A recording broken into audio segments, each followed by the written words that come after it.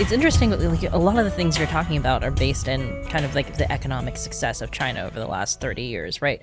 But like we're also seeing things like Evergrande happen, and there's definitely a lot of tricky balancing things that the party is going through with trying to, clamp down on the rich people, clamp down on capital flight, Local debt. deal with all of the debt.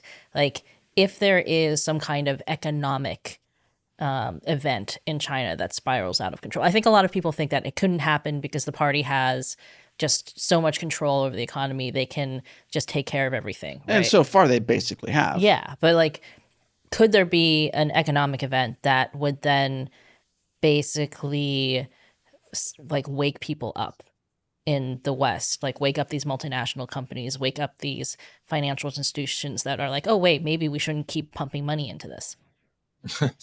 Yeah, I mean, it really would essentially it would take something like that. So that is the prevailing view of Wall Street, right? The prevailing view on Wall Street is that, yes, we understand China has debt issues. Yes, we understand Evergrande happened. We understand that this could potentially, but why wasn't Evergrande seen as a layman moment? Well, because the party stepped in. And if the party continues to step in, then they will absorb. They are going to absorb. I mean, what BlackRock just announced, they're tripling down their investments inside mainland China.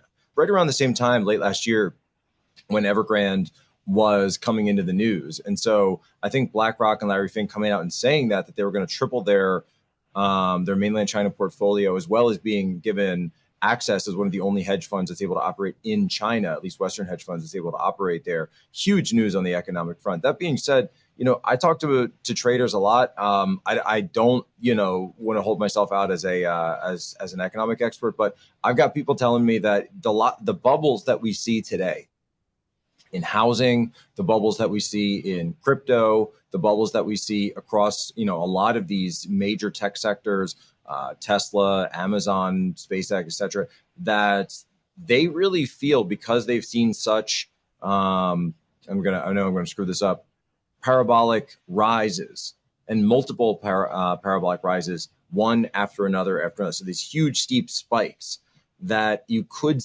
be potentially ripe for a situation where even here in the West, where we're going to see some type of correction, especially because it looks like the Fed is probably going to hike rates. Now, this was, by the way, the huge distinction, right, between Xi Jinping and the Fed from that Davos speech, because Xi Jinping, he doesn't usually comment directly on matters of policy when he's giving a speech, but he was sent a pretty strong message in his Davos speech, essentially to the United States, saying, do not raise your interest rates. This is not the time to do it. We don't want to see that happening. But it seems like here in the United States, that's going to happen, because the government has to do something. But I'm not going to play any of those games about how the Fed is not the government, et cetera.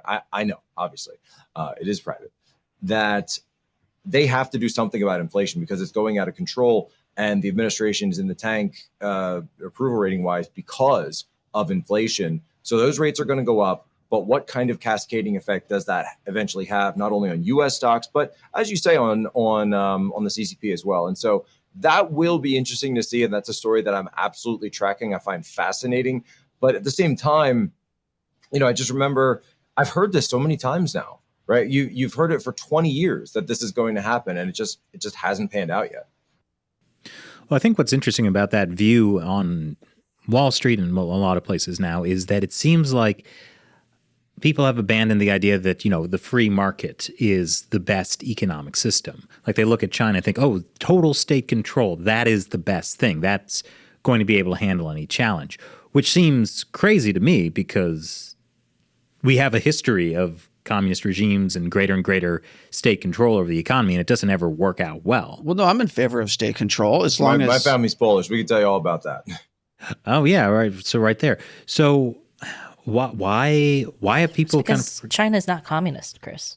Well, it's okay, okay. But still, like that kind of level of state control, why are so many financial institutions and like even our own government like abandoning the principles of the free market, free trade? Because they're getting rich, because they're getting filthy rich off of this. Look, I mean, we talk about inflation right now, but inflation is something that's only a problem if you're not sitting next to the money printer. If you're sitting next to the money printer, inflation is great. Inflation is wonderful because that means you're getting all the free money. So why do you think that you started to see these massive firms buying up so much private property in the United States, buying up so much farmland in the United States? Because they know what's coming, but they've got the ability to go into the market first and just be the ones who are distorting it for all the people that are down the line from them. This is something that's called the Cantillon effect. So the people who are closest to the money printer are the ones who benefit the most from it at the detriment of the people on the other end of it.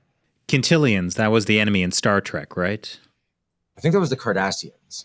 Nerd check. I failed. At least in Deep Space Nine, the only good Star Trek series. Ooh. Oh, all right. This just became way too controversial. Uh-oh. Well, but it makes sense. I mean, that the people. No, I know it does. Deep Space Nine is definitely better than the Next Generation. I will die on that hill. You're taking me out of context, Jack. Yeah, I mean, it makes sense that people who say they're for the free market are not really for the free market. They're just for making money. And insofar as for 200 years, people saw the free market as the best way to ensure that they could make money, now they see state control as the best way to make money. So it's still principled, but it's not principled for the free market. It's just principled in favor of making money. You're right. They're not hypocrites. Well, that's why I like there's a libertarian group called the Mises Caucus, and I don't consider myself a libertarian at all, but they make a really strong point about this to say that when you have institutions like the Federal Reserve, when you have these central banks that are essentially able to subsidize their friends and give free money to the people who play along with what they want, and you have things like quantitative easing, and they have all these different fancy names for it, but essentially comes down to money printing. That isn't a free market. That is just not a free market. That is a rigged system. That's not free market competition and free enterprise that that people have called for, and yet they'll say it is because on one hand they're perfectly willing to be the beneficiaries of inflation because their stock prices are soaring through the roof, but then they'll turn around and whenever anyone in government talks about putting any regulation on this, talks about dialing any of it back, that's when they suddenly turn into free marketers and say, no, we can't do anything about this. We believe in the free market.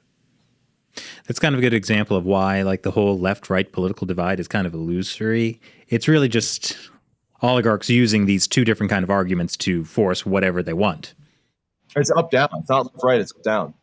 Yeah. Well, the good thing about the Federal Reserve being a quasi-independent institution is they're not really subject to the same laws and regulations. So they're great friends to have.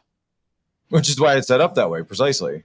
Oh. That's right. So getting back to Xi Jinping's comments, though, I do think it's quite interesting to see then because he understands the system, right? He understands that he is also a beneficiary of this because, you put all of it together. BlackRock says triple down your investments.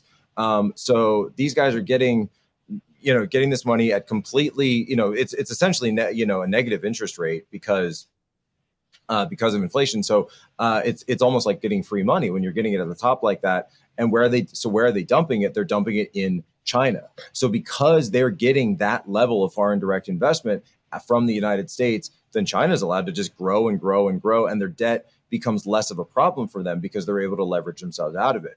But if the money spigot gets turned off in the United States, then the question becomes, what does that do for the growth of China?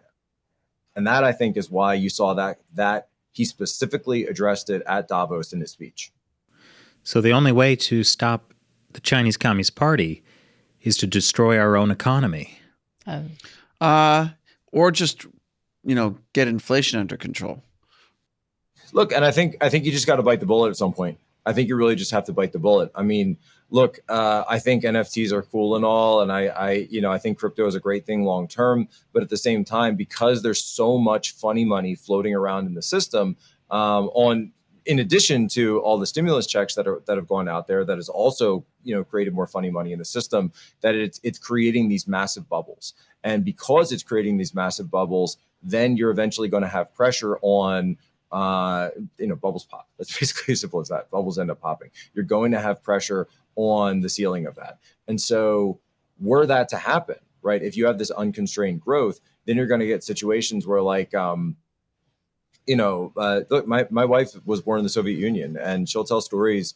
She's actually, her parents were just telling us a story the other night about how their bank accounts were wiped out in the course of a month because of inflation, right? They had money in the bank and they thought they were good. They even had money that they thought they were going to give her, later on when she graduated from college, and immediately, the value of that was like, say it was like $10,000. Well, $10,000 became the value of like $10 in the course of 1 month. That's crazy. But I can also see why then Xi Jinping would want the U.S. to maintain a high rate of inflation, right? Because China has, $1 trillion worth of U.S. bonds, essentially, that it has to pay back.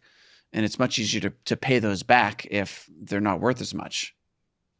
Right, precisely. And they do have the hard currency holdings to be able to, as a hedge against that inflation. At the same time, they still are on the petrodollar system as well as others. But you're absolutely correct that, this is a situation where, they realize that it is going to have to cool down, slow down, or potentially have blowback effect on them as well. So basically my contention though is, at least from what the Wall Street guys are telling me, is that, and these are, sort of the bears, the contrarians on Wall Street, zero hedge readers and the like, that they think this kind of stuff, I mean, obviously nobody wants it to happen, but it's going to happen because that's the way things have been run. What exactly is going to happen? That a bubble burst. So a hike increase, which leads to a burst bubbles in real estate, the housing markets, crypto, big tech, and then a rolling effect, which leads us into essentially another recession. But the NFTs will rebound, right? Oh, I'm holding on to my NFTs. Oh, yes. Good.